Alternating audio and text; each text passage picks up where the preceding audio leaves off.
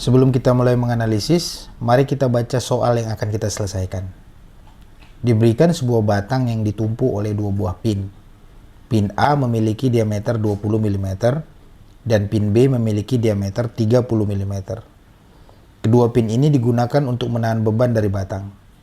Yang diminta dari kita adalah menghitung tegangan geser rata-rata yang terjadi pada pin A dan pin B. Untuk perhitungan nanti, kita akan menggunakan rumus dasar tau rata-rata sama dengan V dibagi A. Informasi lebih rinci tentang sistem, beban, dan sambungan akan kita bahas di slide berikutnya. Mari kita lihat pelan-pelan bentuk awal dari struktur yang akan kita analisis. Bayangkan ada sebuah batang lurus yang diberi nama AB dan posisinya mendatar, artinya sejajar dengan tanah. Panjangnya adalah 6 meter, seperti sebuah balok panjang yang melintang di udara. Batang ini ditumpu di dua tempat. Yang pertama di titik A, batang ditumpu menggunakan pin. Pin ini tadi disebut memiliki diameter 20 mm. Pin ini berfungsi seperti paku besar yang menahan batang agar tidak bergerak. Yang kedua di titik B, batang tidak ditumpu langsung ke tanah. Sebaliknya, dari titik B ada sebuah kabel yang menghubungkan batang ke titik lain di atas, yaitu titik C. Kabel ini tidak lurus ke atas dan juga tidak horizontal. Kabelnya miring dengan sudut yang digambarkan melalui tangen sudut theta sebesar 4/3. Artinya, setiap naik 4 satuan ke atas, kabel ini juga bergerak 3 satuan ke samping. Lalu di titik C, kabel ini terhubung ke atap bangunan menggunakan engsel.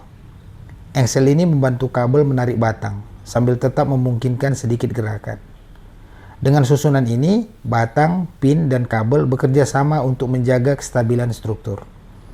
Sekarang setelah kita membayangkan bagaimana bentuk dasar sistem ini, kita siap untuk melihat lebih detail lagi tentang gaya atau beban apa yang bekerja pada batang, dan bagaimana pin A dan pin B masing-masing dipasang.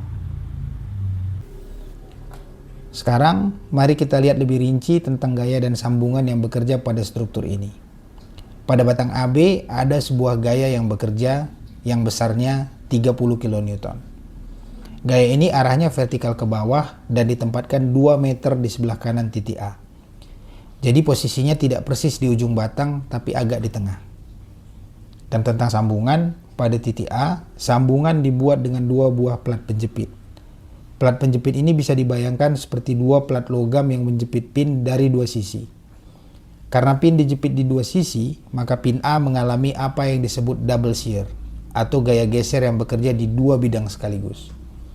Sementara itu di pin B, kondisinya sedikit berbeda. Pin B menyambungkan batang AB dengan kabel BC, dan hanya mengalami single shear. Artinya, gaya geser hanya bekerja pada 1 bidang saja. Terakhir, untuk mengingat kembali, diameter pin A adalah 20 mm, sedangkan diameter pin B lebih besar, yaitu 30 mm.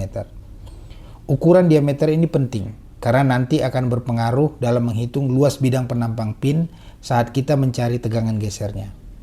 Sekarang setelah kita tahu bentuk sambungan dan gaya-gaya yang bekerja, kita siap untuk lebih fokus ke tujuan perhitungan yang diminta dalam soal. Setelah kita memahami bentuk struktur, gaya dan jenis sambungannya, mari kita lihat dengan lebih jelas apa sebenarnya yang diminta dari kita dalam soal ini. Semua informasi penting sudah diberikan. Kita sudah tahu panjang batang dan posisi kabel, sudut kemiringan kabel, letak dan besar gaya beban, ukuran diameter masing-masing pin, dan jenis sambungan untuk pin A dan pin B. Dengan semua data itu, yang diminta dari kita adalah menghitung tegangan geser rata-rata. Kita perlu menghitungnya untuk pin A yang mengalami double shear dan pin B yang mengalami single shear. Untuk melakukan perhitungan ini, kita akan menggunakan satu rumus utama, yaitu tau rata-rata sama dengan V dibagi A. Artinya, kita harus mencari besar gaya geser V pada masing-masing pin dan luas bidang penampang A tempat gaya itu bekerja. Jadi langkah kita berikutnya adalah melakukan analisis gaya yang bekerja pada batang AB, supaya kita bisa menentukan gaya-gaya internal yang nantinya bekerja pada masing-masing pin. Setelah kita tahu apa yang harus dicari, langkah pertama dalam analisis ini adalah menentukan semua gaya yang bekerja pada batang AB. Mari kita lihat satu persatu. Di titik A, tempat batang ditumpu oleh pin, akan muncul dua gaya reaksi. Yang pertama adalah AX, yaitu gaya yang bekerja secara horizontal ke kiri. Dan yang kedua adalah AY, yaitu gaya yang bekerja secara vertikal ke atas. Ini adalah reaksi alami dari penumpuan pada pin A untuk menahan batang agar tetap setimbang. Lalu, di titik B, batang disambungkan ke kabel BC. Di titik ini ada sebuah gaya yang kita sebut FB. Gaya ini bekerja searah dengan arah kabel BC. Karena kabel BC miring, arah gaya FB juga ikut miring.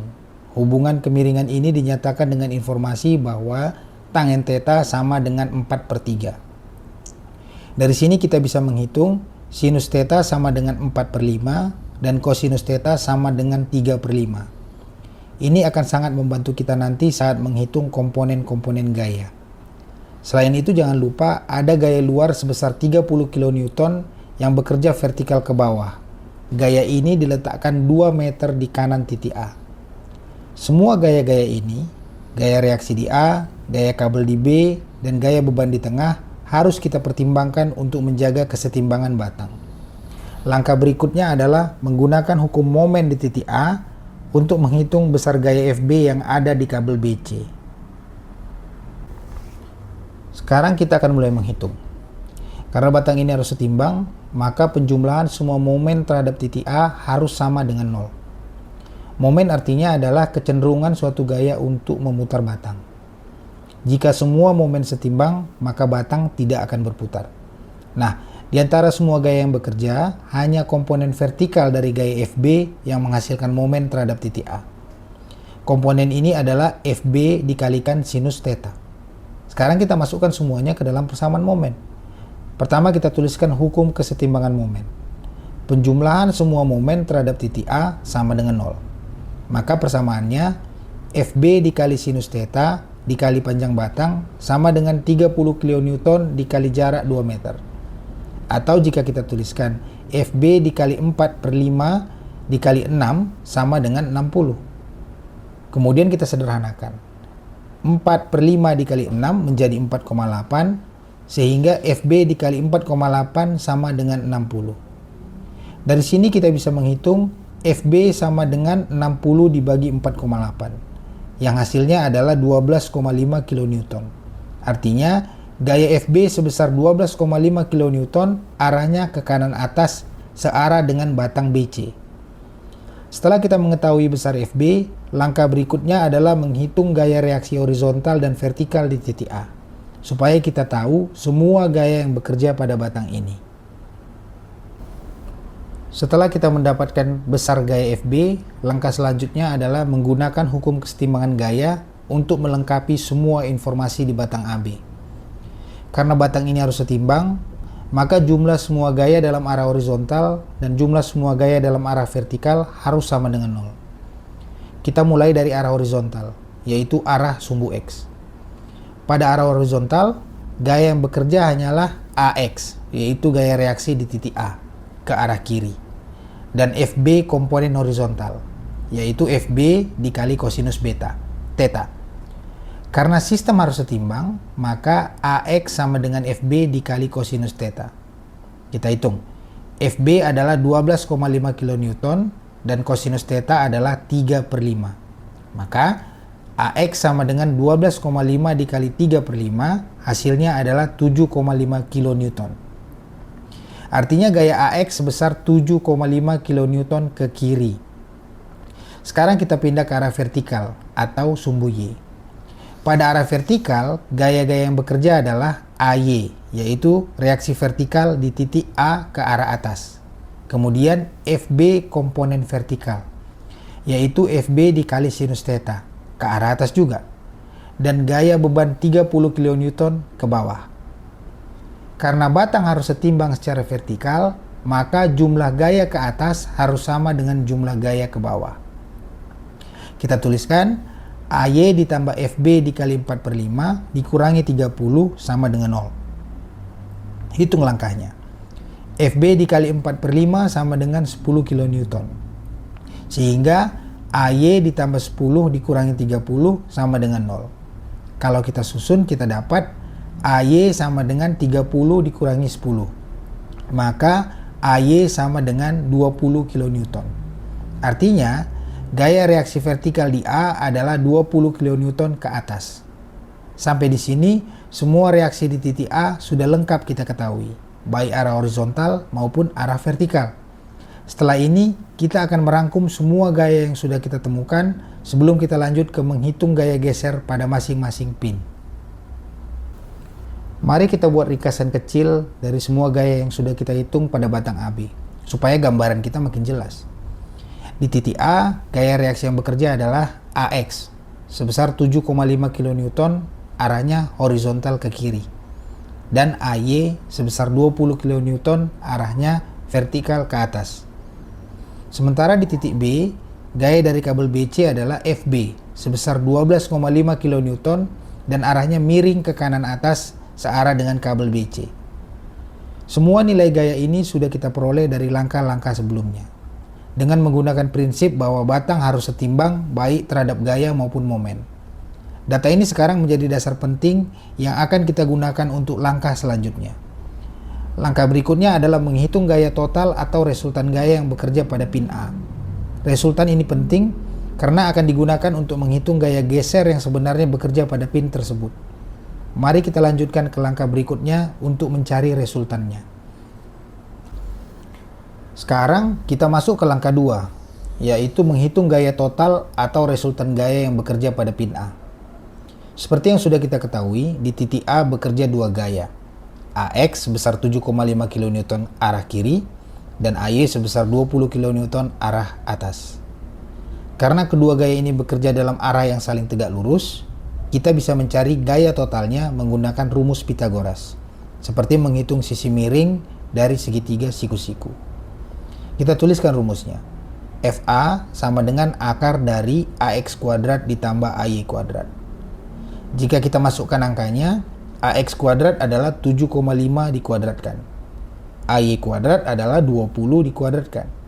Sehingga 7,5 kuadrat ditambah 20 kuadrat adalah 456,25. Maka kita ambil akar dari 456,25 dan hasilnya adalah FA sama dengan 21,36 kN. Artinya, resultan gaya yang bekerja pada pin A adalah 21,36 kN. Resultan ini akan kita gunakan untuk menghitung berapa besar gaya geser yang benar-benar bekerja pada pin. Setelah ini, mari kita lihat visualisasi gaya yang bekerja pada pin A, supaya kita benar-benar memahami arah dan pola gaya yang terjadi di sana. Setelah kita menemukan bahwa gaya total pada pin A adalah 21,36 kN, mari kita bayangkan bagaimana gaya ini bekerja di dalam pin. Gaya total FA ini menekan pin dari tengah, seolah-olah ada tangan besar yang mendorong pin dari pusatnya. Tapi karena pin A diapit oleh dua plat penjepit, ingat, plat penjepit itu seperti dua plat logam di kiri dan kanan pin. Maka gaya ini akan terdistribusi menjadi dua arah yang berlawanan. Artinya, ada dua gaya geser yang bekerja. Satu gaya geser mendorong di kiri, dan satu gaya lagi mendorong di kanan. Kondisi ini disebut sebagai double shear, karena gaya geser bekerja di dua bidang sekaligus. Setiap bidang hanya perlu menahan setengah dari total gaya FA. Jadi masing-masing sisi pin akan menahan FA dibagi dua. Hasil gaya total yang sudah kita dapatkan ini akan menjadi dasar utama untuk langkah berikutnya, yaitu menghitung besar gaya geser yang bekerja di masing-masing pin. Sekarang kita masuk ke langkah 3, yaitu menentukan tipe gaya geser yang bekerja pada pin. Mari kita mulai dari pin A. Seperti yang sudah kita lihat tadi, pin A terjepit di antara dua plat penjepit tetap, seperti sebuah batang kecil yang dijepit dari kiri dan kanan oleh plat logam. Karena itu, gaya geser bekerja di dua sisi pin. Inilah yang kita sebut sebagai double shear, artinya pin menahan gaya di dua bidang geser sekaligus. Sekarang, berapa besar gaya geser pada setiap batang? Pada setiap bidang? Karena total gaya FA tadi sudah kita hitung sebesar 21,36 kN dan gaya ini terbagi rata ke dua bidang. Maka untuk mencari gaya geser di setiap bidang, kita tinggal membagi FA dengan 2. Kita hitung. FA dibagi 2 sama dengan 21,36 dibagi 2. Hasilnya adalah 10,68 kN. Artinya, setiap bidang geser pada pin A menahan 10,68 kN. Setelah kita memahami gaya geser di pin A, selanjutnya kita akan melihat bagaimana kondisi di pin B yang hanya mengalami single shear. Sekarang kita lihat bagaimana kondisi pada pin B. Berbeda dengan pin A, pin B hanya mengalami satu bidang geser. Artinya, gaya yang bekerja hanya mencoba menggeser pin sekali saja pada satu bidang antara batang AB dan kabel BC. Inilah yang disebut sebagai single shear. Single artinya satu bidang geser saja. Jadi pada pin B, kita tidak perlu membagi gaya seperti pada pin A. Gaya geser VB langsung sama dengan gaya FB yang sudah kita hitung sebelumnya. Karena kita sudah menemukan bahwa FB sebesar 12,5 kN, maka gaya geser VB sama dengan 12,5 kN. Dengan kata lain, seluruh gaya geser bekerja pada satu bidang di pin B, tanpa terbagi.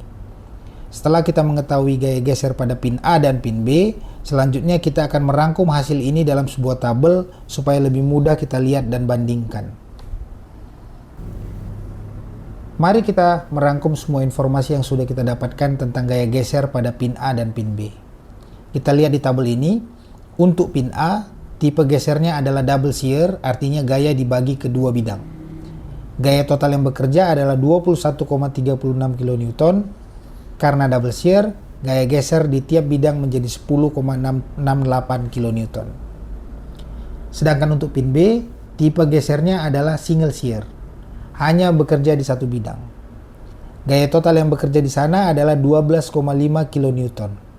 Karena satu bidang saja, gaya geser VB langsung sebesar 12,5 kN. Semua gaya geser V yang kita lihat di tabel ini akan menjadi dasar penting untuk langkah berikutnya, menghitung tegangan geser rata-rata atau tau rata-rata pada masing-masing pin. Mari kita lanjutkan untuk mencari luas bidang geser pada pin A dan pin B terlebih dahulu sebelum kita hitung nilai tegangan gesernya. Setelah kita mengetahui besar gaya geser yang bekerja pada masing-masing pin, langkah berikutnya yaitu langkah 4 adalah menghitung luas bidang geser di pin tersebut. Luas bidang ini penting karena nanti akan digunakan untuk menghitung tegangan geser rata-rata. Sekarang, bagaimana cara mencari luas bidang geser untuk pin? Karena penampang pin berbentuk lingkaran, kita gunakan rumus luas penampang lingkaran. Luas A sama dengan pi dibagi 4 dikali diameter kuadrat. Dengan kata lain, ambil nilai pi yaitu sekitar 3,14 bagi dengan 4, lalu kalikan dengan diameter pin yang dikuadratkan. Kita mulai dari pin A. Untuk pin A, diameternya adalah 20 mm. Kita ubah ke meter supaya satuan konsisten, menjadi 0,02 meter. Maka luas bidang geser A adalah pi per 4 dikali 0,02 kuadrat. Jika dihitung, 0,02 dikuadratkan menjadi 0,0004. Lalu dikalikan pi per 4 menghasilkan 3,14 kali 10 pangkat minus 4 meter persegi. Artinya, luas bidang geser untuk pin A adalah 3,14 kali 10 pangkat minus 4 meter persegi. Kita akan menggunakan nilai ini nanti saat menghitung tegangan geser untuk pin A. Setelah ini, mari kita lanjutkan menghitung luas bidang geser untuk pin B. Sekarang, mari kita lanjutkan menghitung luas bidang geser untuk pin B. Caranya tetap sama, karena bentuk pin juga lingkaran. Kita gunakan rumus luas penampang lingkaran, luas sama dengan pi dibagi 4 dikali diameter kuadrat. Untuk pin B, diameternya adalah 30 mm. Kita ubah kesatuan meter menjadi 0,03 meter. Lalu kita hitung. Pi per 4 dikali 0,03 kuadrat. 0,03 dikuadratkan menjadi 0,0009. Kemudian dikalikan pi per 4 menghasilkan 7,07 kali 10 pangkat minus 4 meter persegi. Artinya, luas bidang geser untuk pin B adalah 7,07 kali 10 pangkat minus 4 meter persegi. Nilai ini akan sangat penting saat kita menghitung tegangan geser rata-rata di langkah berikutnya. Ada satu catatan penting yang perlu kita ingat. Semakin besar luas bidang penampang, maka untuk gaya yang sama, tegangan geser yang terjadi akan lebih kecil. Perbedaan luas antara pin A dan pin B ini nantinya akan membuat hasil tegangannya berbeda. Dan kita akan bisa melihat itu dengan jelas saat menghitung nilai tau A dan tau B. Sekarang setelah kita mendapatkan semua luas bidang yang diperlukan, mari kita lanjutkan ke langkah berikutnya, menghitung tegangan geser rata-rata untuk masing-masing pin. Kita sampai ke langkah 5, yaitu menghitung tegangan geser rata-rata yang bekerja pada pin A. Ingat kembali rumus utamanya, tau rata-rata sama dengan V dibagi A, di mana V adalah besar gaya geser dan A adalah luas bidang penampang tempat gaya bekerja. Dari langkah-langkah sebelumnya kita sudah tahu gaya geser pada pin A yaitu VA adalah 10,68 kN. Kita ubah menjadi satuan Newton menjadi 10.680 Newton. Luas bidang penampang A adalah 3,14 kali 10 pangkat minus 4 meter persegi. Sekarang kita masukkan ke dalam rumus, tau A sama dengan 10.680 dibagi 3,14 kali 10 pangkat minus 4. Kalau kita hitung, hasilnya adalah 34 megapascal. Artinya, tegangan geser rata-rata pada pin A adalah 34 megapascal. Ini adalah nilai tegangan yang cukup tinggi. Dan seperti yang akan kita lihat nanti, ini merupakan tegangan tertinggi dibandingkan dengan pin B. Setelah ini, mari kita lanjutkan menghitung tegangan geser rata-rata pada pin B supaya kita bisa membandingkan hasilnya. Sekarang, mari kita lanjutkan menghitung tegangan geser rata-rata pada pin B. Seperti sebelumnya, kita tetap menggunakan rumus utama tau rata-rata sama dengan V dibagi A. Dari data yang sudah kita hitung sebelumnya, gaya geser pada pin B yaitu VB adalah 12,5 kN. Jika kita ubah ke satuan Newton menjadi 12.500 Newton. Luas bidang penampang AB adalah 7,07 kali 10 pangkat minus 4 meter persegi. Sekarang kita masukkan ke dalam rumus, tau B sama dengan 12.500 dibagi 7,07 kali 10 pangkat minus 4. Kalau kita hitung hasilnya, kita dapatkan bahwa tegangan geser rata-rata pada pin B adalah 17,7 megapascal. Meskipun gaya yang bekerja di pin B lebih besar dibandingkan gaya di masing-masing bidang pada pin A, tetapi karena luas bidang penampang pin B juga lebih besar, maka tegangannya justru lebih kecil. Ini menguatkan prinsip penting dalam mekanika. Semakin besar luas penampang, semakin kecil tegangan untuk gaya yang sama atau bahkan lebih besar. Dengan perhitungan ini, kita sudah berhasil menemukan tegangan geser rata-rata untuk kedua pin dan siap membandingkan keduanya secara keseluruhan. Di sini kita telah belajar bagaimana menghitung tegangan geser rata-rata pada pin dalam sebuah struktur sederhana. Kita mulai dari membaca soal, memahami gaya-gaya yang bekerja, menggunakan prinsip kesetimbangan gaya dan momen, lalu menghitung gaya geser, luas penampang, dan akhirnya tegangan geser. Kita juga melihat bagaimana luas penampang mempengaruhi besar tegangan. Semua langkah ini membentuk dasar penting dalam analisa mekanika teknik. Terima kasih.